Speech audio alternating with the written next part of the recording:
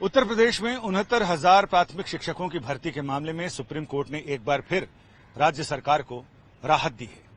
यानी supreme court ने कहा कि यह मामला वापस हाईकोर्ट में जाकर वहीं अपील की जानी चाहिए और पहले हाईकोर्ट का उत्तर, हाईकोर्ट का फैसला देखना होगा कि वहां से क्या फैसला आता है। अब ये जानते हैं कि आफत क्या है और राहत क्या है, क्या मुश्किल थी और किस में राहत मिली है। तो साहब, बात जाती है 8 मार्च 2020, जिस दिन उत्तर प्रदेश में इन 69,000 प्राथमिक शिक्षकों की भर्ती के मामले में रिजल्ट आया तो बहुत सारे सवाल भी साथ साथ आए। सवाल ये थे कि बहुत सारे प्रश्न ऐसे थे उस परीक्षा में जिसके कई उत्तर सही थे, यानी बहुविकल्पी उत्तर वाले प्रश्नों में बहुत सारे उत्तर सही थे, यानी 2 विकल्प भी सही थे, 3 विकल्प भी सही थे। ऐसे में सवाल ये उठाया गया कि इन प्रश्न पत्रों को और उत्तर कुंजिकाओं को विशेषज्ञ समिति के पास यानी यूजीसी के पास भेजा जाना चाहिए और यूजीसी इसे डिसाइड करे। इस पर एकल जज की पीठ ने पूरी प्रक्रिया पर रोक लगा दी। फिर मामले को चुनौती देने शिक्षक, उम्मीदवार, फिर हाईकोर्ट का दरवाजा उन्होंने खटखटाया और इसमें जो खंडपीठ है, डिवीजन बेंच है, उसने इस पूरे मामले पर स्टे कर दिया, यानी सिंगल जज बेंच के ऑर्डर को स्टे कर दिया। उसको चुनौती देने सुप्रीम कोर्ट में आए और सुप्रीम कोर्ट ने साफ कहा कि सबसे पहले तो हाई कोर्ट को इसका फैसला करने का अधिकार है, इसलिए डिवीजन बेंच में क्या फैसला आता है इस सारी चीजों को देख लिया जाए और वहां सुनवाई हो, इसलिए वहीं जाना उचित होगा। तो ऐसे में एक बार फिर 69,000 शिक्षकों की भर्ती के मामले को लेकर रोड़ा कहीं न कहीं तो अटका ही हुआ है। अब तक लगभग 2 साल हो गए ये मामला अदालतों के ही चक्कर काट रहा है। इसमें इम्तिहान भी हुए, इम्तिहान के बाद रिजल्ट भी आए, लेकिन नियुक्ति पत्र अभी तक नहीं मिला।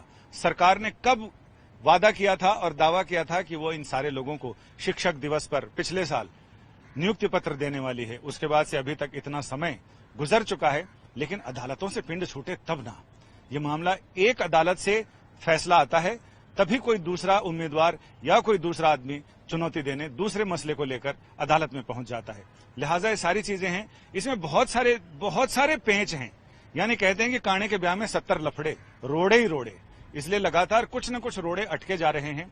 रिजल्ट आने के बाद भी कई लोगों को यह लगता है कि कुछ लोगों ने इसमें, और जबकि एफआईआर भी दर्ज हुई है, कई लोग गिरफ्तार हुए हैं, यानी पैसे लेकर रिश्वतखोरी के जरिए, कदाचार के जरिए कई सारे लोगों ने सफलता हासिल की है, जिसमें कुछ खास परिवार के लोग हैं, खास इलाके के लोग हैं, खास शहर के लोग हैं, खास जातिगत जो अपना ताना बाना है सामाजिक, उसके लोग हैं। तो ऐसे में सवाल उठने लाजमी है।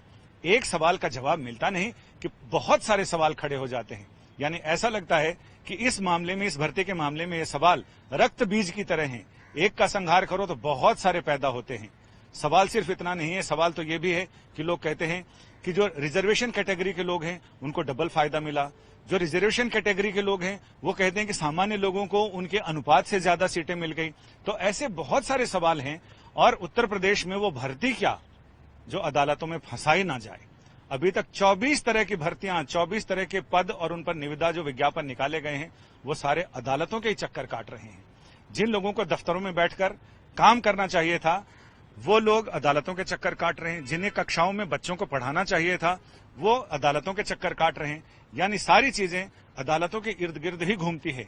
इसे ही कहते हैं उत्तम प्रदेश बनाने की प्रक्रिया चल रही है, जारी है। कैमरामैन विनोद शिकारपुरी के साथ संजय शर्मा, दिल्ली।